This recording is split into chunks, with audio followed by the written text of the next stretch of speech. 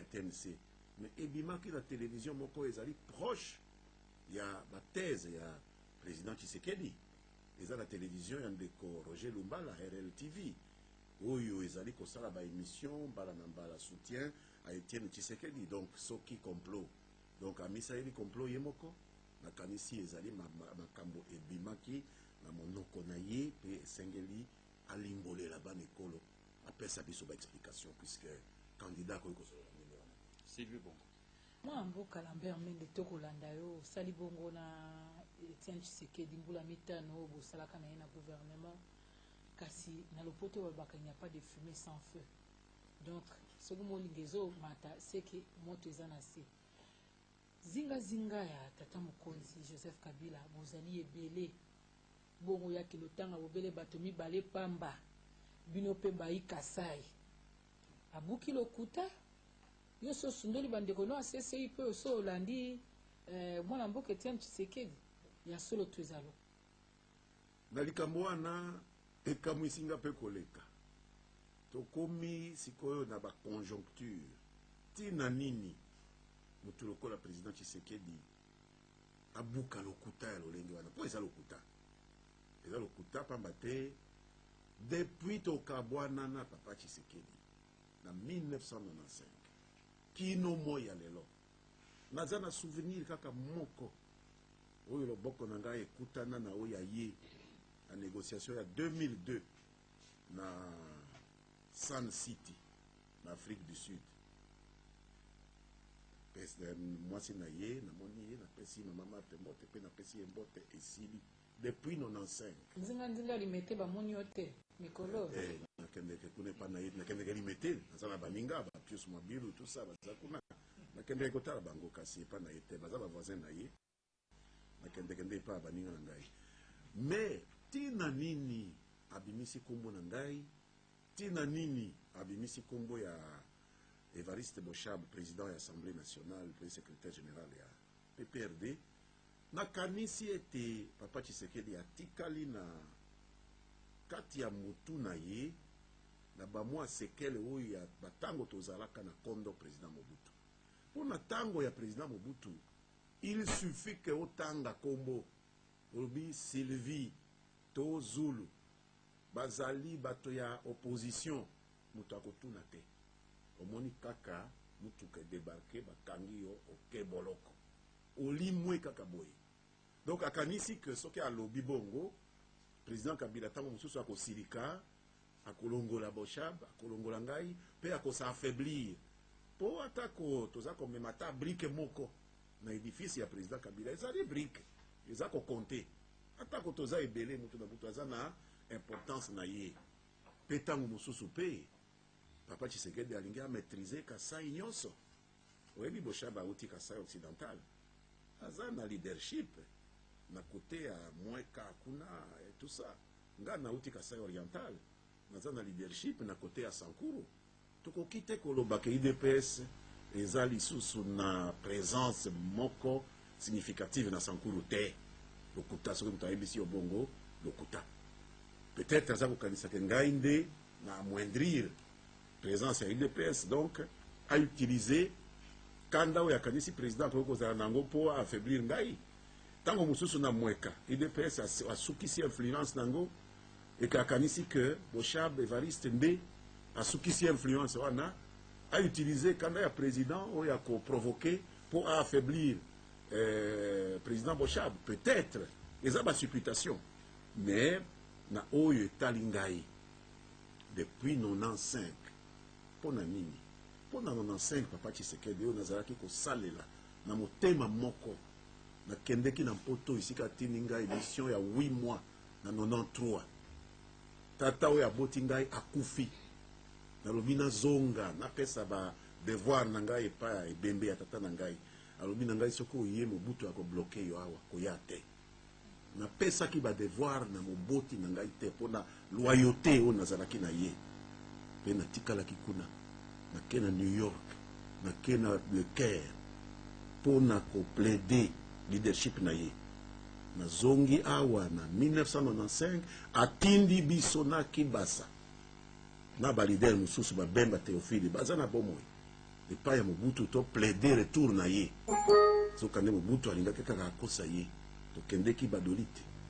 to plaider Mobutu apromettre to ye asali fete mpona promesse wana sokande Mobutu akosi ye aye komaintenir ndeko Kengo na primature abengi biso na meeting tokende kokritike Mobutu akomi kuna a livré biso na population alobi bakendeki bango moko ngai mutu natindi bango te botuna bango nazalaki na un doigt ya kozala lynché ya kokufa na parc de Bouc à partir ya mokolo wana nde nasukisaki na papa Tshisekedi kino moya lelo donc naka moi ndenge nini kombo na ngai eyeli ye il faut ezala bacalcule ndenge naza koloba ke affaiblir ngai na Sankuru mpo ngai na affaiblir UDPS. Alors ndeko Zulu merci ndeko Koyatimba ndeko la mère Mende bomoni teke boso décision moko ya mbangu to okanga ndeti chaîne lokola RLTV omuteke bo bloquer vérité na tango ya campagne électorale nalingaki mingi nazwa ndeko ya RLTV awa na débat oyo po chaîne ekangemaki na mesure conservatoire gouvernement yoko te na mokili ekoki kondima mutu oyo aza na célébrité oyo papa Tshisekedi aza nango aza kobengaka bakongolais babunda bango na bango bakende kobomaka bapolisier balibere bacriminel donc basala mobulu na kati ya mboka bongo gouvernement eloba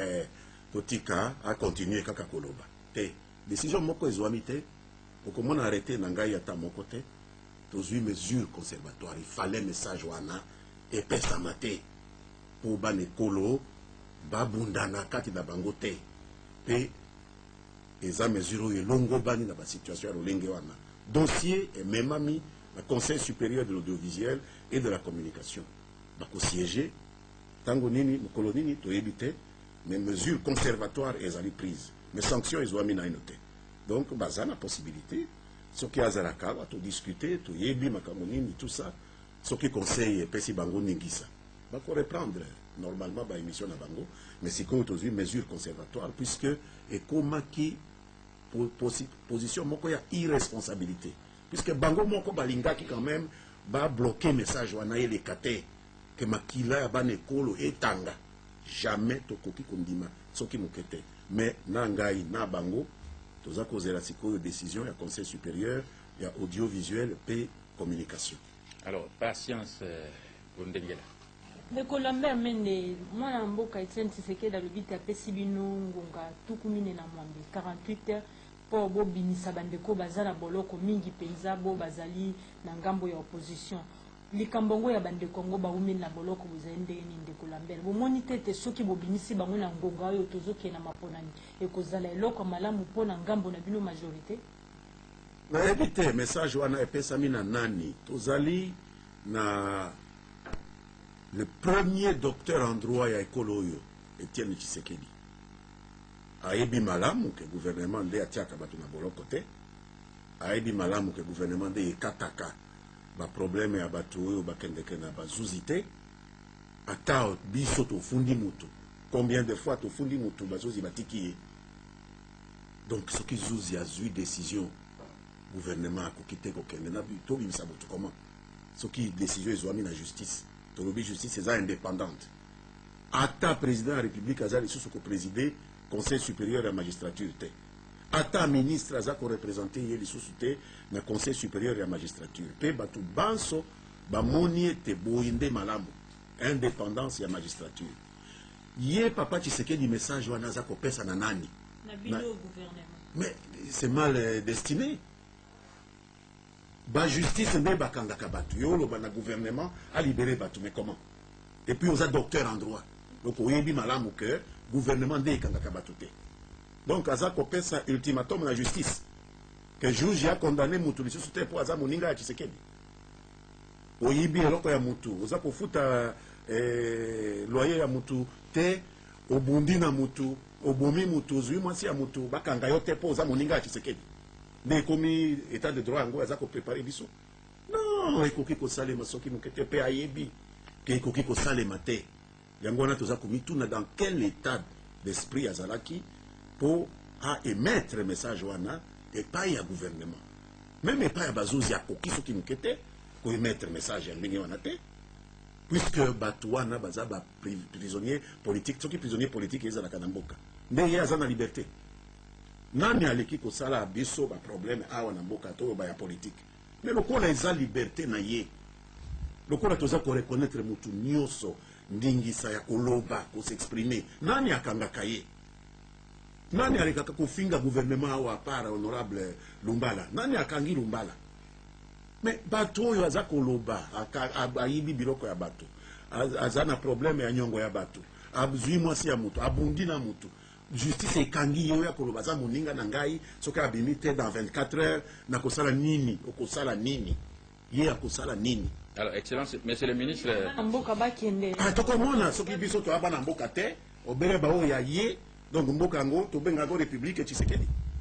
Mboka oyo ekomi République Tshisekedi. Donc bana Tshisekedi ba okende kosala nini? Eza République Tshisekedi te. Eza République démocratique du Congo. Ye aza mwana ekolo Congo, Kabila aza mwana ekolo Congo, pe Kabila aza mokonzi aponami, il faut respect ezala. Il faut botosi ezala. Kabila aponami bo mokonzi ya ekolo oyo. Tshisekedi mutu moko te aponi ye. Boni kofinga ya boye, za kofinga, bande ekolo oyo baponaki Kabila. Ye akolinga soki toponi ye mutu aya kofinga ye, ndenge za kofinga président Kabila. Moi Kabila, c'est quoi cette façon-là ya koloba? Aza mokonzi ata aza mwana muke, aza mokonzi. Ye pe ata mutu aza kolinga ye te mokolo bakopona ye. Il faut botosi ezala, respect ezala. Ata olingi ye te me lokola bato baponi ye, esengeli otosa bato wana à travers personne na ye.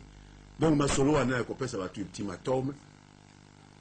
Toza kozela ultimatum ango, tomona tokokufa biso banso, mutu moko akokima ye te, est-ce que ba ultimatum eza kopesa mokolo na mokolo awa serveur ultimatum. Balongola ba garde républicaine la radio ultimatum. Makambo ebele toza ko comprendre lisusu te. Ultimatum, est-ce que masolo eko kozala lisusu na mboko oyo te kaka ultimatum. Mais ultimatum ango za kopesa banani bapaya to bakolomboka pe. Yo kopesa ngai ultimatum na kokende wapi? Soki na suivre ultimatum wana na limwa oboma ngai bomo na kosala kaka boye ko boma ngai na lodi yaka ko boma ngai yo nde kolo mabele yo nde kolo ekolo gaite. Mangungu. Excellence. Mangungu ya pamba. 48 heures ya mwelingi ko kozala lobby. Ya mi balendenge lobamaki. Alors, sikaboye. Soki nungu esalemi pamba te tolingi yango te. Mboka na biso tolingi tokende na maponomi, topono ya kokamba ekolo ya biso topona ba député na ndenge ya kimia. Mais soki lobby esali ke moi nungu tope mobulu mosalema. Gouvernement kozinga maboko, ati kaka justice asala makambo na ye. Est-ce que kozala mbara ya liboso nungu ebima na source wana depuis tobandi processus oyo ya maponami? Kozala mbara ya liboso te. Combien de fois? Si je dis nyonso awa nungu ezalaka tosalaka boni tokosala bele ndenge wana mwana ekolo Congo nyonso azali na tina ya kosala baaktivité na ye ndenge alingi. Mutu moko te akoki kobima lobi ngai na sepeli te na ndenge soki gouvernement asali donc na kobloke Congo. Bokuta na ye akokuta ba instrument ya l'État ndenge esalemaka kaka. Pe mokili mokosuka te, pe eloko moko ekosalema te. Ndeko la mère mende olobaki likambo ya motuya awa na landi openza na bokebi olobi te ndeko Tshisekedi alivraka bino na parc de Bourg. Est-ce que yo komona lelo te eza obaloba na lopoto règlement des comptes to tango mosusu pe ayebi yo tellement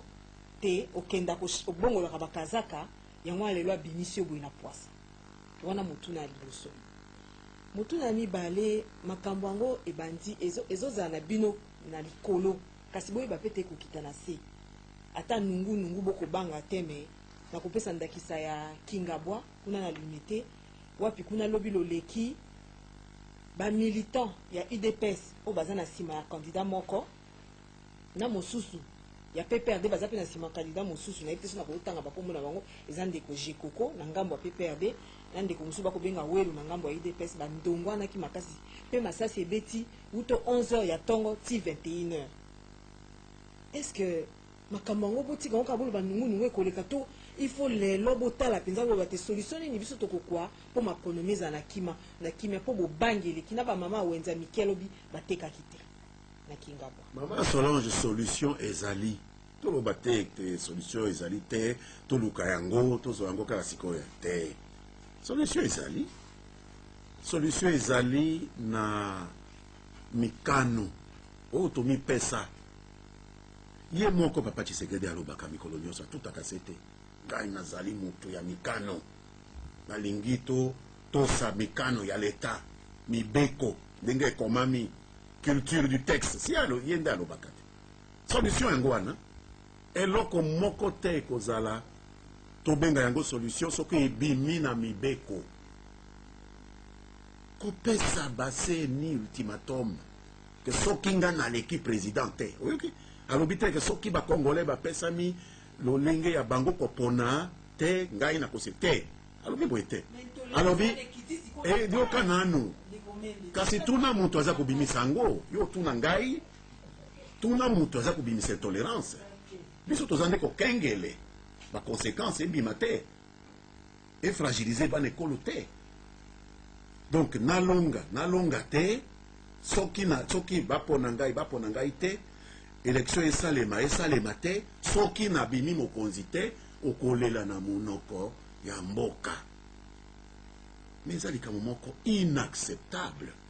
congolais moko te akoki kondima eza kofinga bakongolais eza kofinga bino bokoki soki moke te kondima likambo ya ndenge wana moto alobake bapona ngai d'ailleurs ce n'est plus nécessaire maponami esalema est-ce que kofinga peuple eleki alobi ce n'est plus nécessaire ngai nde naza na majorité donc boyoki ke na likambo wana tokomi mosika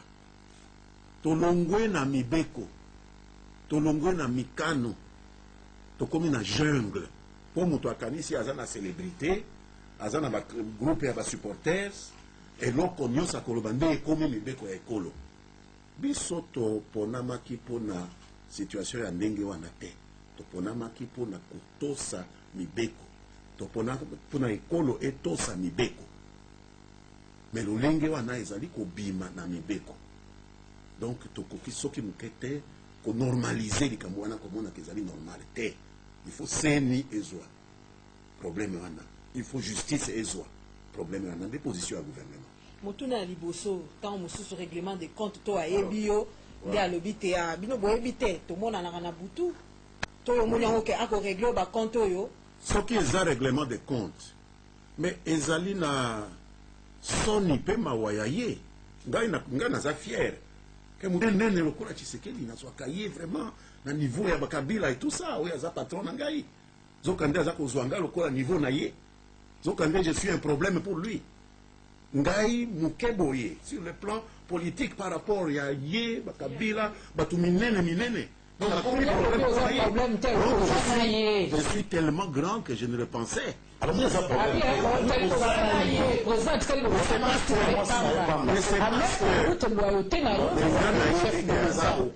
donc soki aza kokosa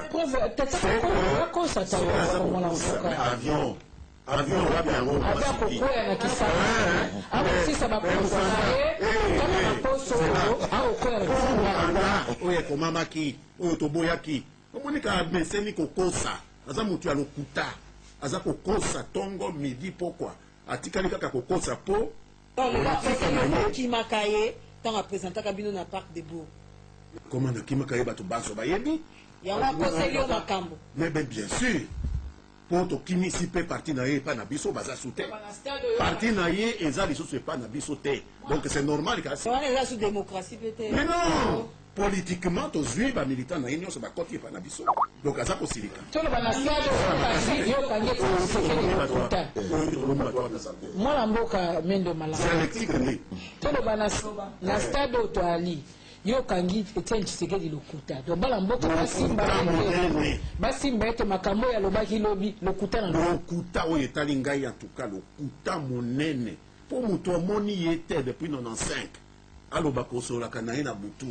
nasola na ye na butu pourquoi soki nalingi nasolola na ye nani akokanga ngai teta mosu alakisaki batope baebele na nzinga ya tata mokonzi mais soki tope ezali loba tope ezali me ngai naza tope te oloba ngai naza tope bongo nandima mpo oza Tshisekedi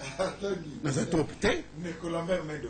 et puis soki naza tope mama Sylvie natuna yo